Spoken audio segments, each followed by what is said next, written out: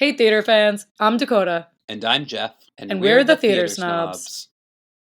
And here we are, ready to discuss the 2025 disappointment that was the Tony Awards. Okay, it was not a disappointment. It was. Okay, that is not Perhaps we disagree. correcto. I think the show itself, the broadcast overall, was engaging. It was super fun. Highest ratings. Yes, they did say that. Highest ratings of Tony's, in history? Maybe. Or of recent years. Or since 2019, at least. Yeah. And they also said this year's been a record season at the box office. So we're hitting We can't take that. We're hitting some records. We can't take that because the reason it's been a record year at the box office is because people like George Clooney and Sarah Snook are making ticket prices skyrocket. Mm-hmm. So you can't say, oh, it's been a record year at the box office. Great. How many tickets have we sold? How many tickets are we selling comparatively? Seats, yeah. You know what I mean? No, it is not. We cannot gauge. Is attendance up? They haven't said that. Exactly, because it's not. Attendance is not up. Mm-hmm. So here we are. Okay, but I think Cynthia was great. We liked her. She was good. She made it her own, and she did not disappoint in that she had some funny bits, and she sang her face off, and all around, I would say 10 out of 10. Yeah, very much so. We were worried about, was it going to be, the hilarity and puns and tongue-in-cheek humor that we're used to? I would say it wasn't, but I would say that there was she kind of English-fied the Tonys a little bit, because I feel like the humor was a little more clever and not as in your face. But there were some funny moments. She had some times there where I chuckled. The Oprah with the car, that was great. And getting Oprah there and involved was also very good. It was great. God bless him. And the Jonathan Groff, safe to sit in the balcony, that was good too. Oh, when she said something to the effect of he, gets people wet. Mm-hmm. Because of all his spitting from the singing. But yes, that was funny. Maybe lost on a few people. I loved her closing number that she sang, that they played over the credits because certain people talked too long. Oh, the spoof on I'm telling you. Yeah, that and was I'm telling good. you I'm not going. Yeah. The opening number, it was good. Fell a little flat for me, but I didn't think it was bad. Personally, I loved seeing Broadway inspirational voices because that choir that was there was led by Alan Lewis, a guy who I took many music classes with at Manhattanville. So it's kind of crazy to see his trajectory and that he's performing at the Tonys and has this cool, fun life. But I liked that was incorporated because it was a little more, a little extra bonus than what you thought you were just going to see the performances of who's nominated for Best Musical. Right. So that was cool. Right. And it was inspirational, good messaging. For the most part, the tone was very positive of the whole show. I love a good opening number, right? Mm-hmm. Overall, maybe Happy Ending collected 6 Tony Awards, and Purpose by Brandon Jacobs Jenkins, I believe, won 4. Is that what it was? Well, they won for Best Play. Yes. And they won, Carrie Young won again for featured actress in a play. They also won leading actress in a play, didn't they? No, Sarah Snook won leading actress. Okay, let's just go through. We'll go through. We'll get there. Okay. We're getting ahead of ourselves, guys. We are. So let's start at Best Musical. Maybe Happy Ending. I haven't seen it. Loved their performance, the Little Fireflies number. That was very, very cool. Makes me want to see it more. Everyone has been saying that's who's seen it says it's very well deserved. Mm-hmm. And it, you know what? I have to see it because of course I was very gung-ho on what I saw, which was Death Becomes Her. But everyone has said that it really is so different and it's such a unique story and that they embody the robots. It's a little, it's a different story than what you're used to. But I think that's fun. We need some fresh things, and I also need to have my mind opened a little more too. So I'm excited to go catch that one. For sure. Best New Play, Purpose, also won the Pulitzer. right? Won the Pulitzer Prize, yes. And Brandon Jacob Jenkins is a name we are hearing quite a bit recently. I think he's the new Broadway it boy for a minute. His play Appropriate last year, I believe, also took home Best Play, and Best Play, yep. Sarah Paulson also won for that last year. So he's really in your a lot on everyone's lips right now. So I'm looking forward to seeing what else he might bring us. For sure. And Sunset Boulevard won Best Musical Revival. Let's be honest, it was really between Sunset Boulevard and Gypsy, because Pirates, what did you think of the Pirates performance? Pirates, the Penzance musical. Okay, again, this has not been billed or marketed, or I haven't had enough time to figure it out. I was kind of surprised because I didn't know it was set in New Orleans, the reimagining of it, and I did not know that it was all like they were coming out with playing washboards and being very like New Orleans jazz, and I was like, oh, I might have been more excited about this if I had known. Well, they said they retooled and reorchestrated the score to be more jazz. I didn't know that they placed the whole thing in New Orleans, but I knew that they had jazzed it up. But I just don't think. I mean, looking at the other nominees, it was Floyd Collins, Gypsy, which very lauded, and then Pirates and Sunset. So I feel like it was really between Sunset and Gypsy, because Pirates was not. It got good reviews, but not great reviews. I also think that Pirates of Penzance is one of those classics. It's kind of even in the era before. It's definitely before book musical and before jazz musicals. It's even... Well, yeah, it's an operetta, right? So it's sort of the precursor to musical theater. Yeah. So it's sort of like the reimagining of it. I'm like, oh, that's cool. In the end, it's from a different era. Right. I think something like that is something that lives in that operetta field, and people are wanting to sing along with, the I Am a Modern Major General, that whole... And they can't, and they shouldn't. Yeah, like what they're used to. Right. So I think some of these reimagination things don't always work.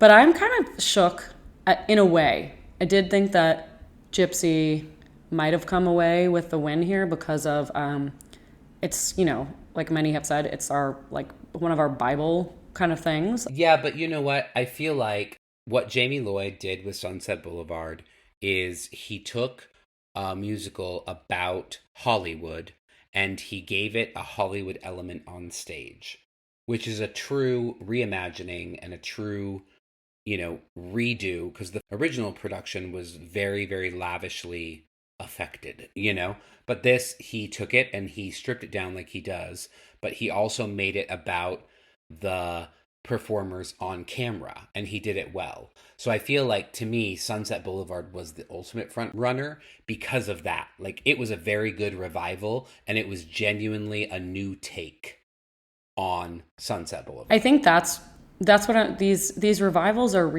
they're really hard, because you don't want to get stuck in, oh, well, that's not how that's supposed to look. That's not what I'm used to seeing. And you don't want to just say, oh, let's say I'm seeing a revival of Gypsy, and oh, it's just how I remembered it. You don't want people to say that. Right, and get innovative. But sometimes I do really like the nostalgia of what I'm used to. But Sunset Boulevard is not something that I originally loved or really really liked. But I can definitely respect the innovation and, like you're saying, bringing in so many technical pieces and appropriate technical pieces, since it is about Hollywood.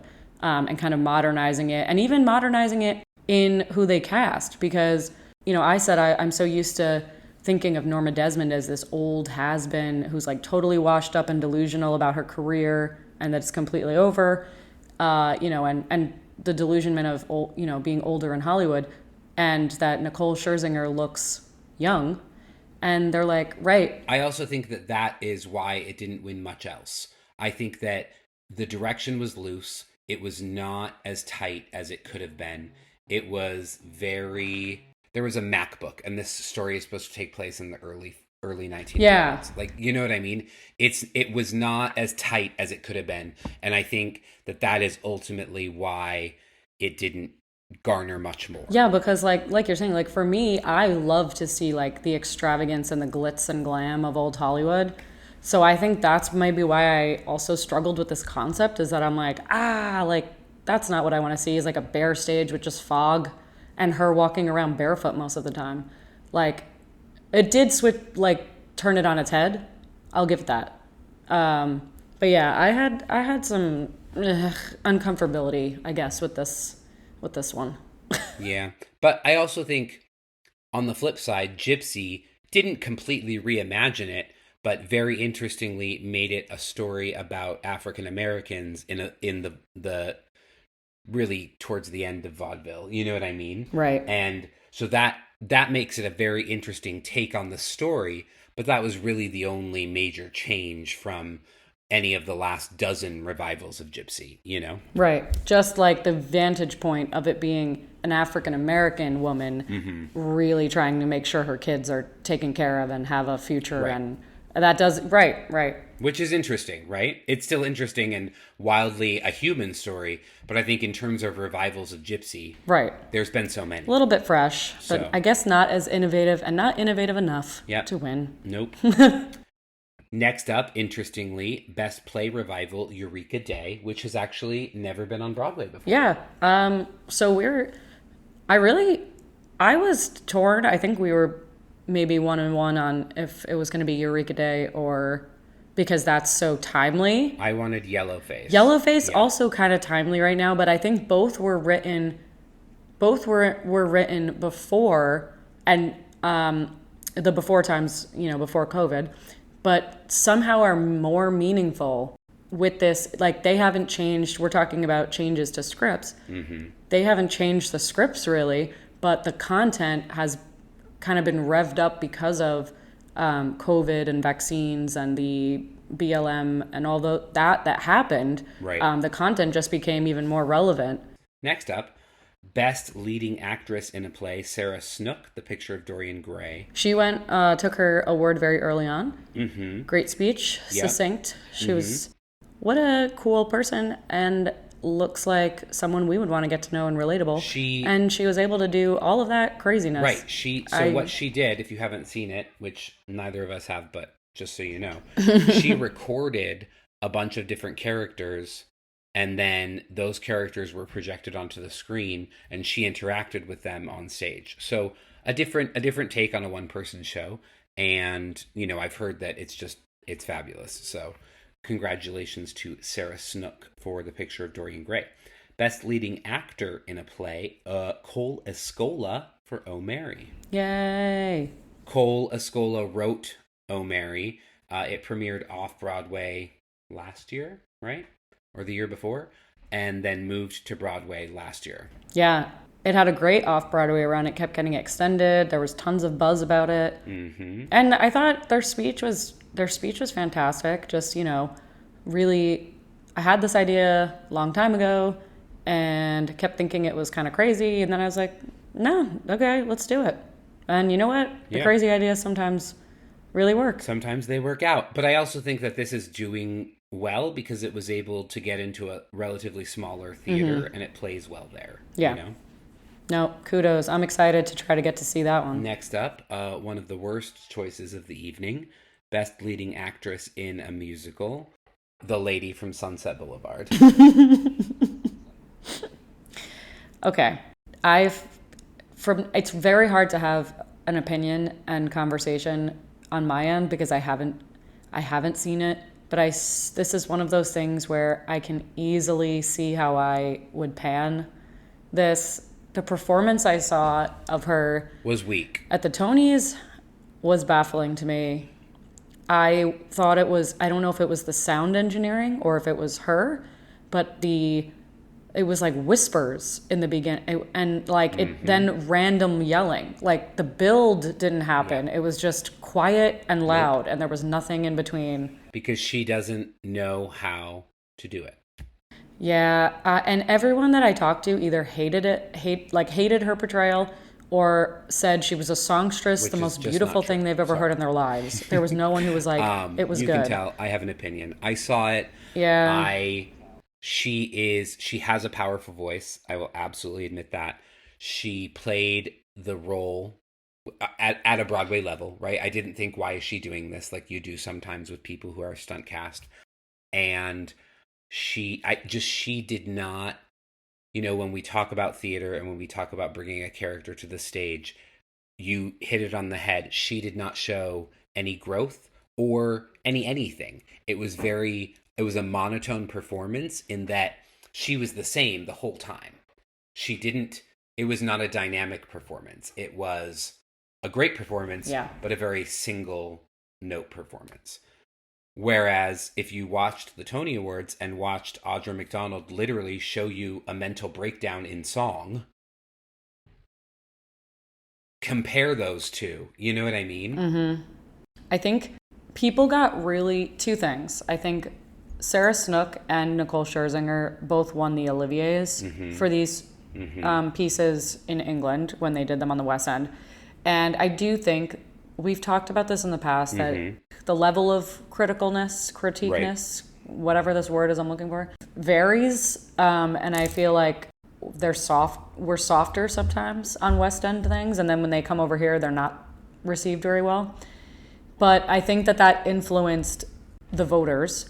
I think also, and I don't, softer, maybe a little, but look at what she was up against. A revival in Guys and Dolls. You know what I mean? Like the roles, that's the thing. This is one of the most competitive lead actress categories we've seen. Seasons. And if you look at the role of Mama Rose in Gypsy, if you look at what Jen Simard and Megan Hilty do in Death Becomes Her, if you look at what Jasmine Amy Rogers does, really holds up the show in Boop. They're hugely demanding, all of those ladies. Versus Sunset Boulevard, where she stalked around and sings 2 songs. You know what I mean? Like, there's very little comparison there. You're making a great point, is that this season, there was so much packed into it. Tons of very competitive pieces in general. And then the performances, all of these ladies in this category were like powerhouse and very demanding roles. For sure. But I think if you're not, and I'm not saying everybody needs to be very well versed in Gypsy and very well versed in, I don't know, like classical theater. But I think that a lot of people, I'm not saying the Tony voters, but people who I'm talking to who have seen the Tonys, watched these different performances, they've missed a lot of Audra's performance, because I always talk about this with the kids and with you about theater, of peeling back the onion, and some people are only, getting the surface level. Some people are able to peel it back and get more. And I think if you watched Audra's performance and you have no context, surface level, you think it's a little unintelligible, hard to understand at times, confusing with like the emotional levels and like the physicalness of it. But if you understand, like what you said, is that this is literally like the end of the musical, and it's her life's work. It's her journey through her life, her reflecting on that, her resentments, her hopes, her dreams. Like, it's a real, like, what is my life? And did I lose everything? Was it worth anything? Like, and it's kind of like that inner monologue moment. She's just like singing to herself in a complete solo on stage. And at one point, you're like in her mind, the pausing. And I saw her interpreting it so differently than I've ever seen before, which challenged me. Well, and you saw it. Yeah. Like, with the camera up in her face, you saw it. You saw every breath. You saw every crinkle of her face. You saw it. Yes. And Nicole was just wide-eyed and screaming. I agree. And the way they filmed it, you're right. And the way that the technical aspects of the Tony Awards even gave you a glimpse into what her full performance might be like. It was incredible. I literally was talking to the screen and almost crying, because at one point, she, you're worried, you're watching her roam around and sing and see what's going on. And then you don't notice that the whole lighting has gradually turned to a complete black stage.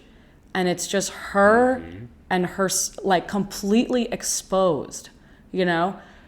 And to me, if you can do all of that just through your singing and your acting, right, other than having all these technical aspects that are, enhancing the performance, for me, I after I watched that, I texted you and I was like, okay, I think we just figured out who won that. Like, I think we know it's going to be her.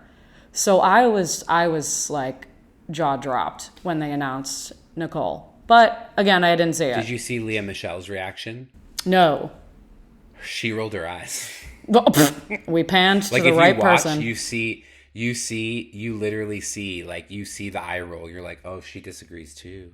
And I think that's it, right? I think that this is a perfect example of an overwhelming Tony campaign. Nicole was paraded around everywhere for the last month, and Audra just not as much. I really think that, and while you were, explaining what you were explaining, I thought, but the Tony Award voters should know better. Yeah. Like, yes, the general public might not know, but the Tony Award voters should know better. I agree. This was controversial for us, guys. This is probably the worst one that we're most heated about. It really, really, truly was. I think we would have been less mad if someone else won over Audra than her. Yes, and I think that, and that's why everyone's like, oh, you just don't want Sunset. No, that's not it. All of these other actresses, had such more demanding roles than what Nicole did in Sunset. They worked harder. They faced more. You know what I mean? Like, there isn't a competition if you're putting these things up against each other. Right. It's really hard to quantify, like you're saying, if it's this competitive of a category, if someone has, every song is them, and they're up against the same person who's like, oh, I had 3 songs and I had a lot of time on my hands to chill out. Like, not saying that was her track, but it's hard. You get down to everything comes into your judgment now. It's true. Whew. Okay. And that is all we have time for in this episode. Tune in next week, and you will hear our responses to the rest of the Tonys. The Theater Snobs podcast is part of Chill Bucket Productions. Find us on the web at www.chillbp.com. And follow us on Instagram at Theater Snobs. That's theater, TRE, snobs.